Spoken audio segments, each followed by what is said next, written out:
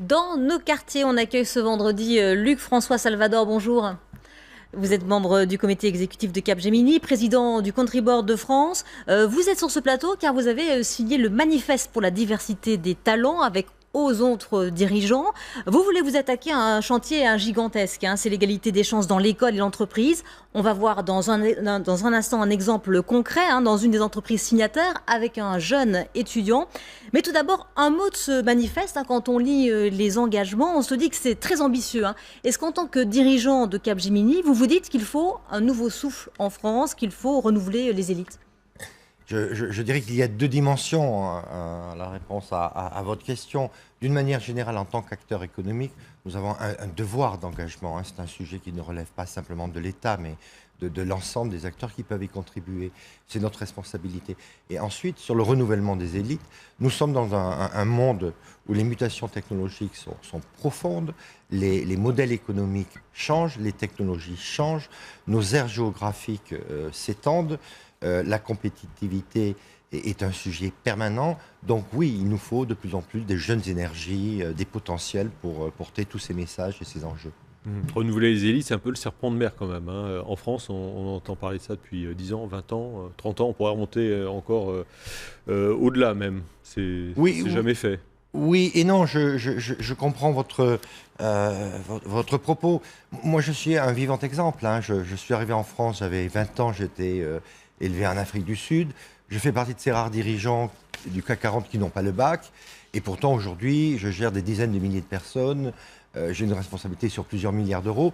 On voit bien que, sans le dire, les entreprises, et Capgemini, c'est le cas, ont su trouver ces moyens et ont su y accorder de l'importance. Et on va tout de suite aller voir un exemple concret de ce que vous faites avec Passeport d'Avenir et avec le manifeste. Exemple concret donc d'un étudiant accompagné par un tuteur chez Orange en Seine-Saint-Denis. C'est un reportage de Lilia Boirour, Martin Chouaraki et Géraldine Noël. La première des difficultés pour les jeunes des quartiers populaires, c'est la formation. Jonathan n'a pas ce handicap. À 22 ans, il a brillamment gravi les échelons. Bac S, classe préparatoire, il est aujourd'hui en 3e année d'école d'ingénieur. Un parcours qui, a priori, devrait lui permettre une réussite professionnelle sans grand obstacle. Sauf que son handicap à lui, c'est son absence de réseau. 9h30, 17h30, ça n'existe pas. Ça n'existe pas, quoi. Moi, je viens des Mureaux. À part moi, mes parents... il y en a un de mes parents qui ne travaille pas. Je connais personne de ma famille qui a réussi autant que moi. Pour l'instant, on va dire que c'est moi l'espoir de la famille. Donc, et le réseau, là, j'en avais pas du tout. Pas du tout. Et là, maintenant que j'ai eu Michel Dana comme tuteur, on va dire que c'est mon premier échelon. Mes premiers échelons, ouais, c'est ça, c'est le mot que je cherchais. Les tuteurs de Passeport Avenir accompagnent les jeunes lycéens d'abord pour les pousser à tenter leur chance dans les filières d'excellence. Le dispositif permet aussi aux jeunes des classes préparatoires et des écoles d'ingénieurs de construire leurs projets professionnels. Jonathan et Michel se voient une fois par mois, s'envoient des mails chaque semaine, du choix de l'orientation au code de l'entreprise. Tous les domaines sont passés en revue.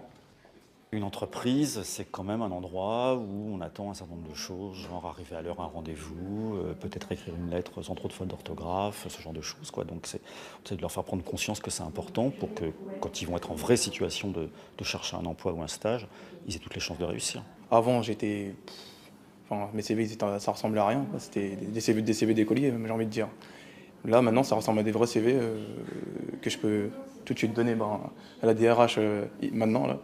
Et c'est un CV que je pense qu'il pourra attirer l'attention. Et ce programme est une réussite. En 2005, lorsqu'il est lancé, 123 étudiants sont tutorés, 100 tuteurs sont mobilisés. Aujourd'hui, 4260 étudiants bénéficient du dispositif pour 801 tuteurs, en banlieue parisienne, mais aussi dans les zones rurales et dans les dom-toms. Depuis 8 ans, ce sont 13 960 jeunes qui ont été suivis par les salariés de 14 grands groupes, des entreprises qui y trouvent elles aussi leur compte. Ça apporte ce que toute la diversité apporte, c'est-à-dire précisément des personnalités différentes, des priorités différentes. On a souvent des jeunes qui sont plus créatifs, qui sont plus aptes à prendre des risques, qui connaissent aussi mieux les tissus sociaux, urbains qui peuvent exister dans certaines zones où par ailleurs on a beaucoup d'activités, nous, et beaucoup de clients. Des jeunes qui connaissent les quartiers mais qui voient beaucoup plus loin et qui ne laissent passer aucune chance, particulièrement lorsqu'ils ont la chance de rencontrer par vidéoconférence Florence, chargée du business développement à Atlanta. Vraiment facile pour un jeune diplômé de partir à l'international rapidement, après un stage et une embauche. Je viens faire plus tard, donc je dirais oui, c'est facile. Vous êtes nettement plus beau à la télé, hein, qu'en vrai. Message reçu, à la fin de leurs études, certains des jeunes Passeport Avenir intégreront les entreprises qui les ont tutorés. 100% d'entre eux trouveront un emploi dans les 6 mois. J'espère aussi. Merci beaucoup. On suit un élève extrêmement brillant qui est dans une école d'ingénieur, et pourtant son avenir n'est pas assuré. Pour autant, ça veut dire que les études ne suffisent pas forcément ? C'est hélas une réalité. C'est d'ailleurs le sujet même de Passeport Avenir. Nous sommes dans des mondes où la compétitivité, y compris dans l'emploi, est forte. Donc quand vous n'avez pas les réseaux, quand l'origine vous y a pas préparé, la distance entre la campagne et l'entreprise, le nom quelquefois, avec tout ce que ça a de connotations négatives et laides, j'ai envie de dire, font que tous ces potentiels, ces énergies, si nous ne les capturons pas, nous courons le risque de laisser sur le bord de la route des beaux-arts assassinés. Il faut bien comprendre que pour nous, les entreprises, nous jouons dans l'excellence. Hein. Ce que nous voulons, c'est des potentiels forts. Et là, ils y sont. Et comme ils n'ont pas accès toujours avec la même égalité de chances, eh bien, il faut les accompagner. Alors justement, vous dites l'excellence. Hein. Donc du coup, vous êtes beaucoup centré sur les écoles préparatoires, sur les classes préparatoires, sur les grandes écoles, les universités. Mais est-ce qu'il ne faut pas déjà agir un peu en amont, c'est-à-dire déjà dès le collège et au lycée pour ces jeunes ? Vous avez complètement raison. En fait, on s'aperçoit d'un certain nombre de lacunes dans notre système français. Par exemple, le nombre de jeunes femmes proportion dans les écoles d'ingénieurs sciences dures devient de plus en plus bas et il a baissé dramatiquement en 10 ans. Donc il y a un certain nombre d'actions à mener. Passeport Avenir notamment le fait avec des tuteurs qui visitent les lycées, mais d'autres organismes gèrent aussi ce type d'action.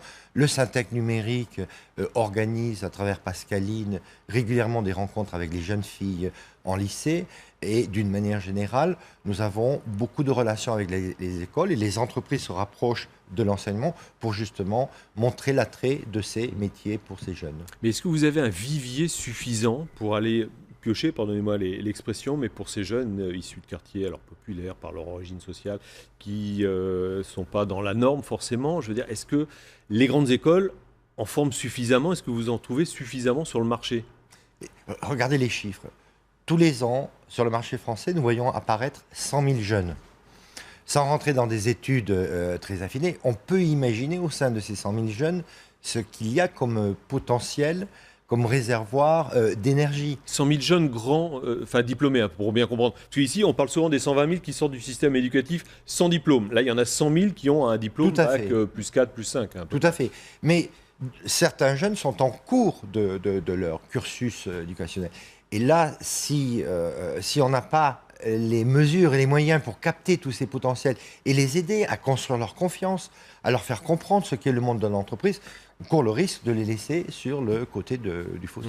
Alors, on a vu comment ça se passait un petit peu chez Orange. Vous, ça fait 3 ans chez Capgemini que vous êtes dans ce programme Passeport d'Avenir. Comment ça s'organise chez vous?